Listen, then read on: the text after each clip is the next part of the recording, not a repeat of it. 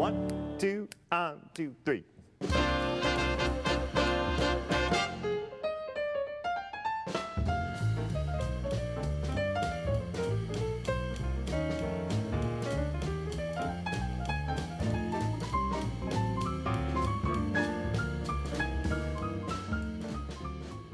So my next guest is a frequent guest on Jazz Appreciation. He was here 2 years ago when we did a similar show. He was a freshman then. He's 2 years smarter right now. He's a junior majoring in jazz composition. Great jazz pianist and great composer, Thomas Wenglinski.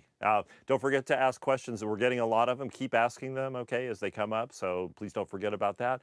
So Thomas, your first tune was Austenite 2 years ago. I know nobody knows about that here, that we use for Jazz Appreciation, and that was your kind of your maiden tune for the UTJO. And you've been in the band then 2 years. Oh, this is your second year in the band too. And you wrote this tune, Clear Visions, Vernacular Garden, right? So tell us a little bit about a Vernacular Garden and what the piece is about. Yeah. Well, so Vernacular Garden is sort of an alternate term I came up with to describe an art installation that actually visited the Blanton Museum of Art here at UT when I was a freshman, actually, called Book from the Sky by a Chinese artist named Zhu Bing. And when I visited it, it just, I was deeply inspired by it because what it essentially is a space that consists of, on all four of the walls around you, there are these pages of Chinese text, and then on a table in the middle of the room are like dozens of books that have the same pages of Chinese text, and then the same pages are hanging from the ceiling and everything. And the catch is that the Chinese text is legible in Chinese, but it's complete gibberish. The words were invented by Zhu Bing himself. So they're really words of his own creation.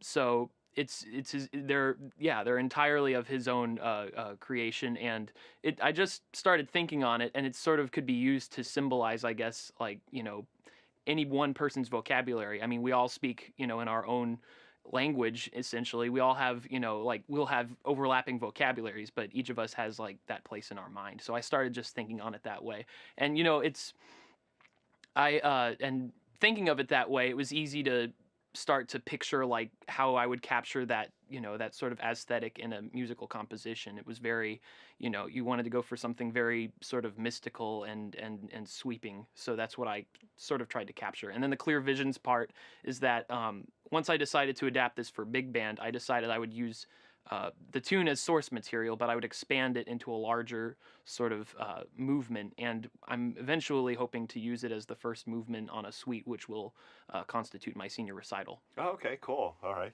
great.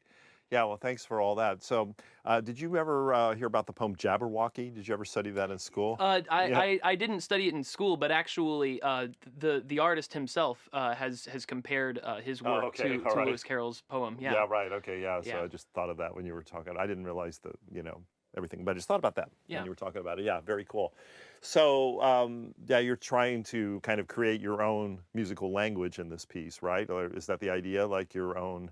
Sort of. Yeah. Or I'm trying to sort of like visualize that place. Sort of. You know, if every one person has that, it's kind of a sacred vernacular garden. Right. You know, so it's just sort of capturing that atmosphere. Okay.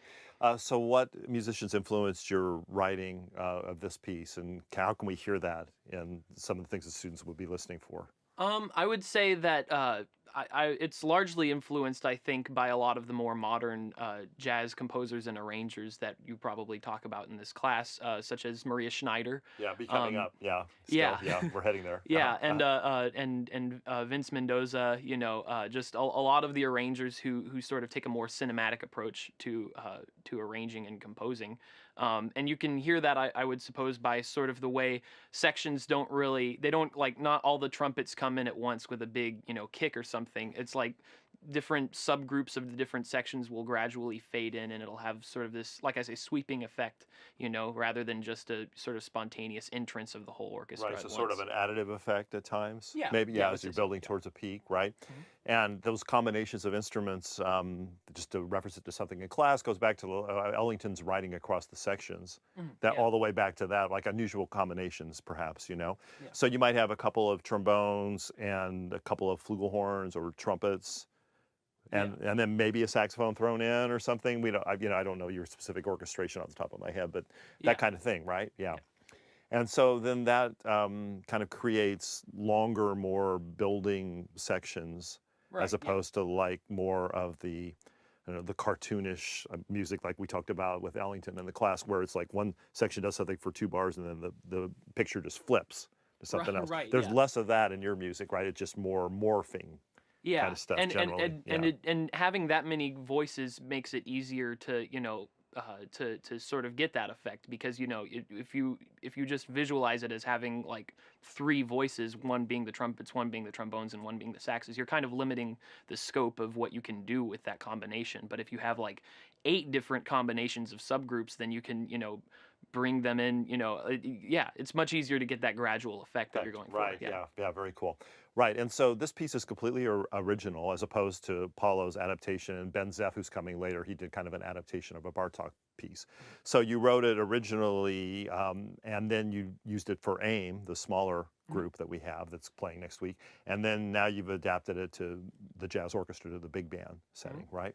Do you have any doubles in here at all? Like any woman doubles or anything in this? Or yeah. Yes, Paolo actually plays flute at the beginning, and yeah, it's he takes the melody when the full band comes in and doubled with trumpet. Yeah, and that's something you should be able to hear. I remember mixing this, and we made sure that the flute was, you know, very audible in a lot of places. So you'll definitely be able to hear the flute, and that's a nice extra sort of frosting on the cake kind of color.